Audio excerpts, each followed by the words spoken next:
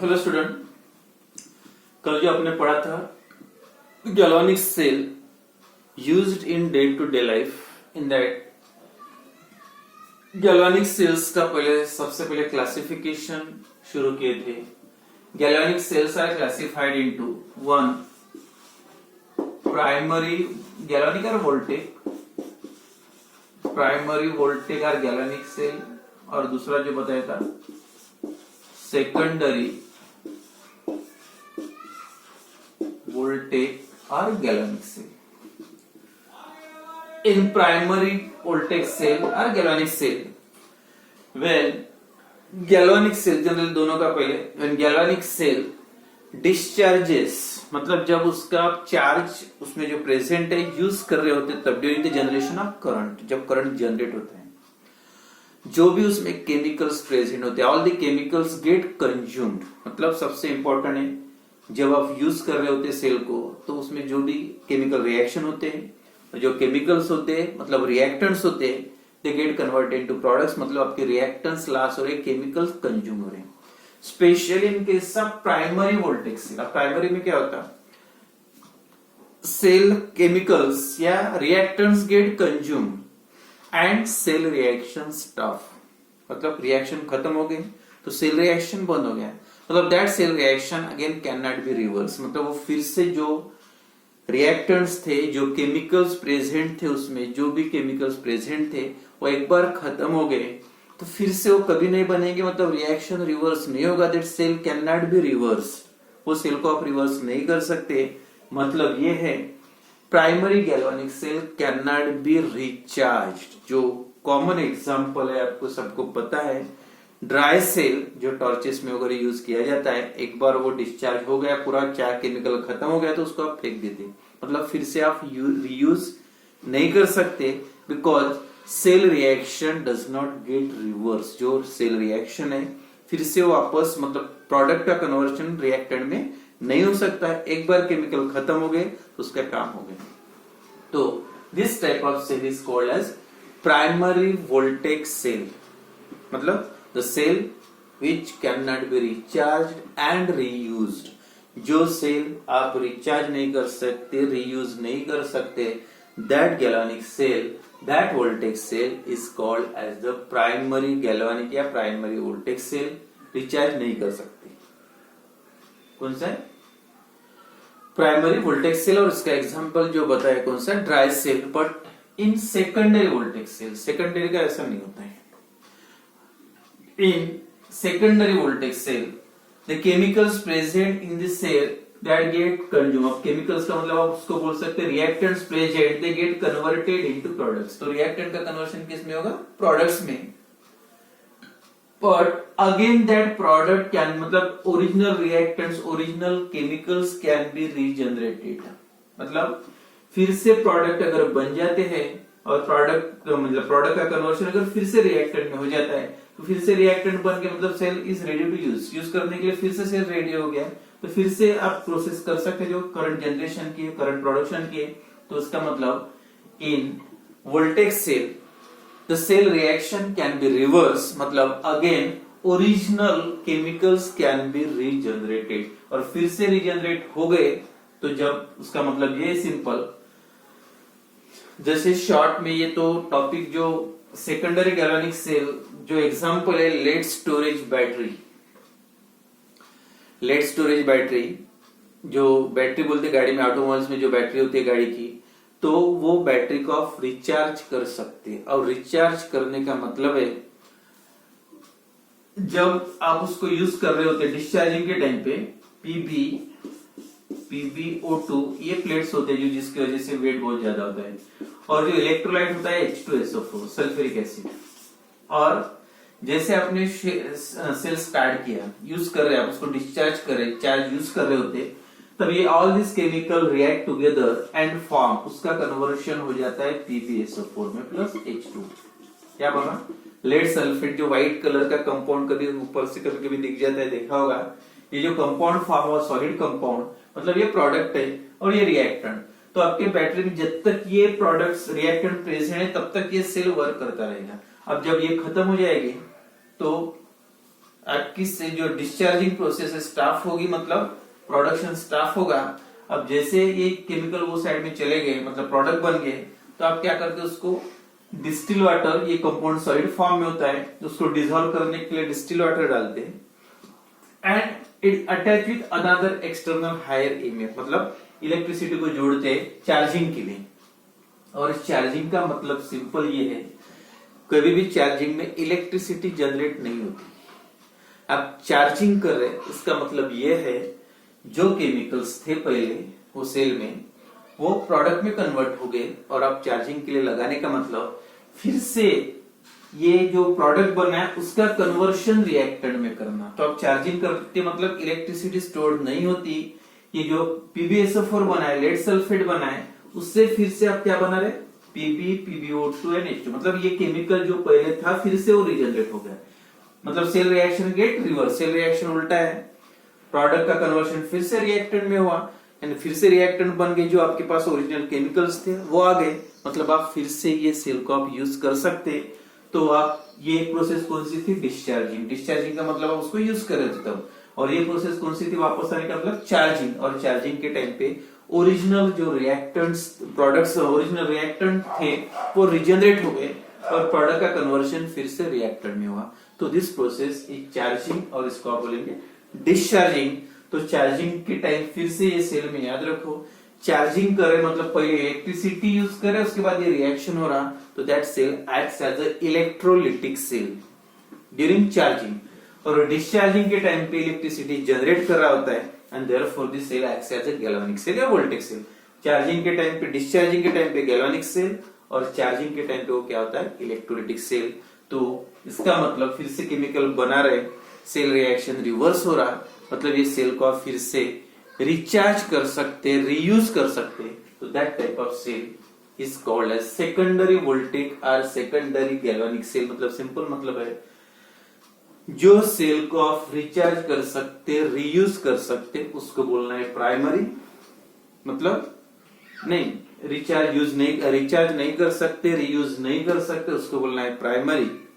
मतलब एक बार केमिकल खत्म हो गए, सेल रिएक्शन स्टॉप होगा, मतलब फिर से ये सेल शुरू नहीं होगा।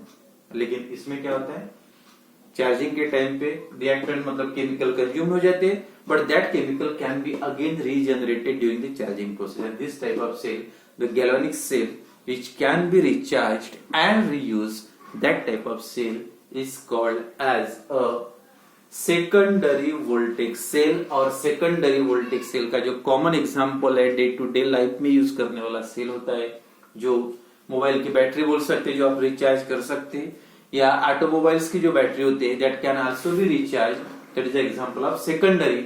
लेकिन जो प्राइमरी का जो कॉमन एग्जांपल है ड्राई सेल, जो आप बैटरी में अगर यूज करते हैं, टॉर्चेस में यूज करते हैं, that cell is the dry cell that can not be recharge and reuse. तो ये जो दोनों सेल का कंस्ट्रक्शन एंड वर्किंग वैसे सिलेबस में था, पहले ड्राई सेल भी था और लेड स्टोरेज बैटरी, मतलब जो गाड़ी में बैटरी यूज करते वो भी थी। लेकिन जो 25% सिलेबस कम किया है उसमें ये टॉपिक आ गया है। तो ये दोनों सेल नहीं है, ड्राई सेल भी नहीं और लेड एक्यूमुलेटर भी नहीं।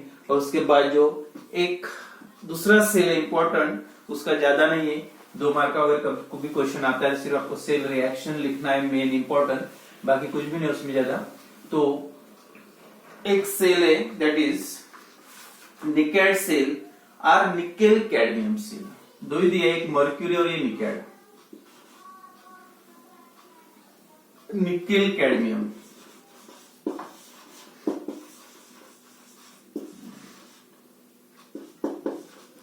Nickel cadmium, that is also called as nickel. Nickel cell या nickel dry cell या nickel storage cell।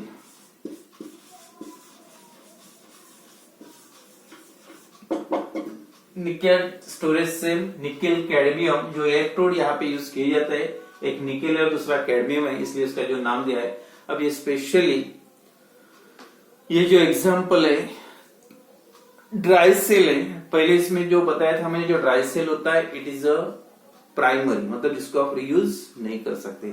लेकिन ये जो ड्राई सेल है that can be recharge and reuse. जब रिचार्ज और रीयूज करोगे तो उसका मतलब होता है it is a secondary.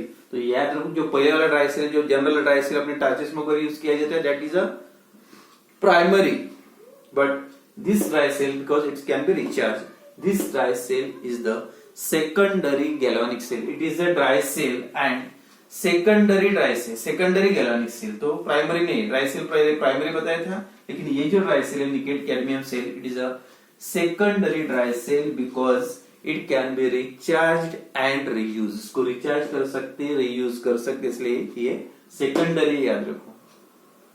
General simple construction है, उसमें क्या क्या होता है, इलेक्ट्रोड, जो दो इलेक्ट्रोड है एनोड और कैथोड, और तीसरा इंपॉर्टेंट होता है इलेक्ट्रोलाइट। तो first electrode in this nickel cadmium cell, cadmium metal, anode कौन सा है कैथोड कौन सा है, इतना बस याद रखो। Cadmium in this cell, cadmium acts as anode, anode nickel cell में एनोड कौन सा है cadmium metal. Second point, in this nickel cell cathode is या nickel oxide NiO2, this electrode acts as a cathode. Anode कौन सा है cadmium, cathode कौन सा है nickel oxide acts as a cathode. Nickel और कैडमियम है, इसलिए जिसका जो नाम दिया है निकेल सेल या nickel cadmium cell. And then electrolyte, तीसरा पार्ट कौन सा होता है इलेक्ट्रोलाइट, जो यूज करने the basic solution either KOH और Na, सोडियम हाइड्रोक्साइड और पोटेशियम हाइड्रोक्साइड। एंड देन बस इतना दिया है, और उसके बाद सेल रिएक्शन। अब सेल रिएक्शन में देखो क्या होगा, इसमें ऑक्सीजन प्रेजेंट है, मतलब ये पॉजिटिव नहीं रहा तो ये पॉजिटिव हो जाता है, और पॉजिटिव मतलब इलेक्ट्रॉन लॉस करेगा, तो ये लॉस इलेक्ट्रॉन कर रहा मतलब एक्ट्स एज अ एनोड, और ये इलेक्ट्रॉन गेन करेगा and acts as a cathode. तो जो सेल रिएक्शन बहुत ही सिंपल है, कैडमियम CD एट एनोड,